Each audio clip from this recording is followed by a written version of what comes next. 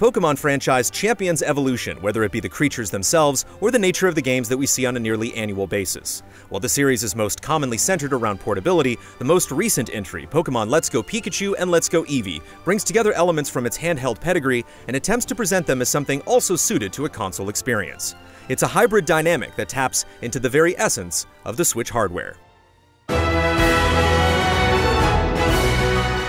It's clear that Let's Go wants to appeal to newcomers, and despite it being a throwback to the original games, it does introduce several new features. The inclusion of motion controls to catch Pokémon is something we haven't seen before, let alone the key decision to upend the very nature of random encounters that were a core tenet of previous entries. These new alterations certainly breathe new life into Pokémon. Simulating the act of tossing a Pokéball is really fun. The precision of the motion controls is more than passable, with only a few misread inputs here and there. Meanwhile, being able to see which wild Pokémon you'll encounter from the field screen is a feature that some of us have wanted for a long time. It appears to be a perfect combination that alleviates the slow and dull nature of fighting in old-fashioned random encounters. Going hand in hand with these features is the fact that you can only play this game with a limited number of control options. When undocked, you tilt the Switch around to aim at a Pokémon and then hit a button to toss your ball. In docked mode, you can only use a single Joy-Con or the Pokéball Plus, which is sold separately. There is no support for the Pro Controller, nor can you use the Joy-Cons together.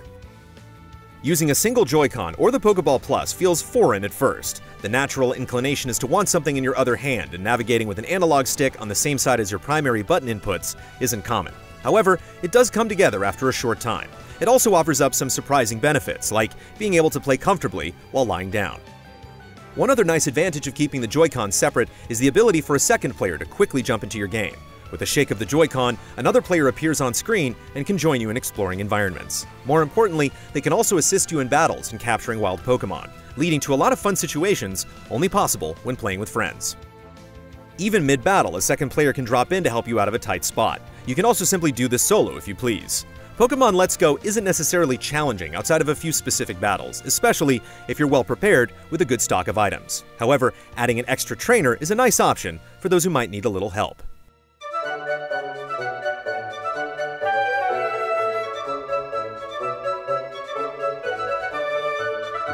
Another new change for the series is getting to see the world of Pokémon brought to life on a console. With that comes higher expectations for the visuals, and while Let's Go certainly looks nicer on the big screen, it isn't much better than taking the recent 3DS games and rendering them at a higher resolution for the Switch. Everything looks clean, but details are very simple, with a lot of flat textures.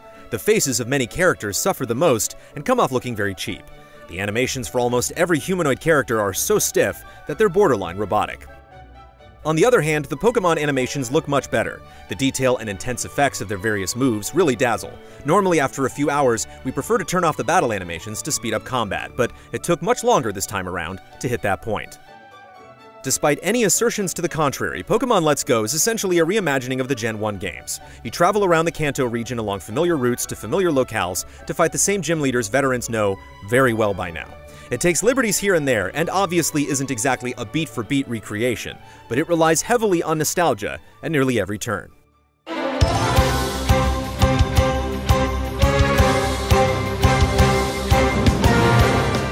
This game certainly recaptures much of what made us fall in love with Pokémon in the first place, and it's a solid RPG.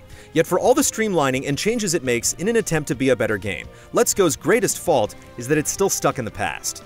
Yes, it's easy to simply say these games don't change very much from installment to installment, but that type of criticism usually misses the mark. Instead, what holds this game back is its failure to cut out, or at least evolve, some of its worst vices. You can only go through Team Rocket's headquarters or some trainer-infested route so many times before you question what you're really getting out of this. The bigger issue here is that these encounters offer little more than remedial battles that hardly require any real effort to succeed. That's not to say being hard would make it better, it's just that Pokémon Let's Go, like some of its predecessors, doesn't really encourage you to aspire to the series' motto of gotta catch 'em all.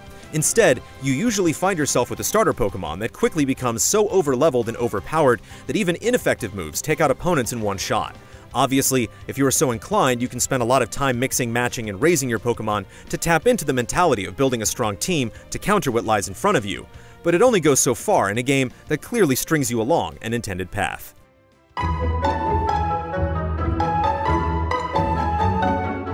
It's not all doom and gloom though. Let's Go still features some light puzzle solving here and there to mix things up, and there are a few opportunities to go down slightly different routes. There are also a handful of optional objectives, some from in-game characters who will give you worthwhile rewards like a new technical move, and others are off-the-path locations that may house rare Pokémon you would otherwise never see. Let's not forget that between battles you can simply go into the menu to play with your starter Pokémon, whether it be Pikachu or Eevee. Petting a cute Pokémon never gets old, and it's hard to feel anything but pure happiness in these moments. Sure, some will pass it off as a gimmick, but for those with a gentle soul, it's an absolutely precious addition that needs to be expanded to every other Pokémon in the game. One other fantastic new feature is the ability to have any Pokémon come out of its Pokéball to join you on screen as you travel. Some of these creatures will trail behind you, while others can be mounted and ridden. All of them will occasionally alert you to hidden items you would otherwise miss, and a few of the mountable Pokémon will increase your ground speed, so there's plenty of incentive to keep your pals out and about. Pokémon Let's Go features a bit of post-game content, but it's not as significant as in past games. There's an added bonus tied to one classic objective, and you can rebattle any of the gym leaders or the Elite Four again, though this time they'll have stronger Pokémon at their side. Perhaps the most intriguing and appealing post-game feature is the option to take on trainers who are masters of a single type of Pokémon. It's a one-on-one battle against them using your own raised version of that Pokémon, with special rules like prohibiting items.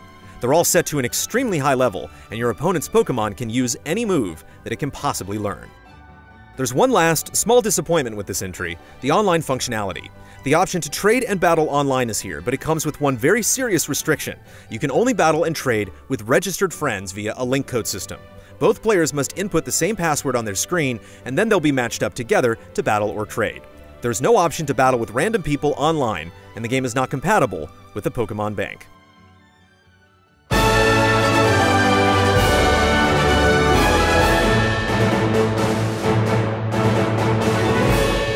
Pokémon Let's Go Pikachu and Let's Go Eevee does introduce several good new features, but it fails to address some long-running issues.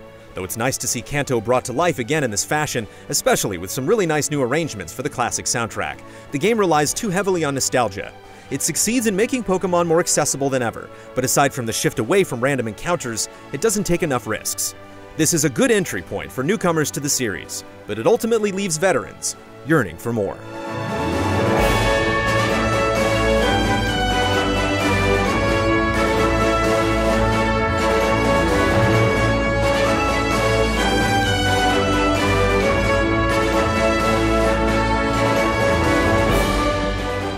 Easy Allies reviews are made possible by generous viewers just like you. If you like what you see, check out patreon.com/easyallies to help us make more.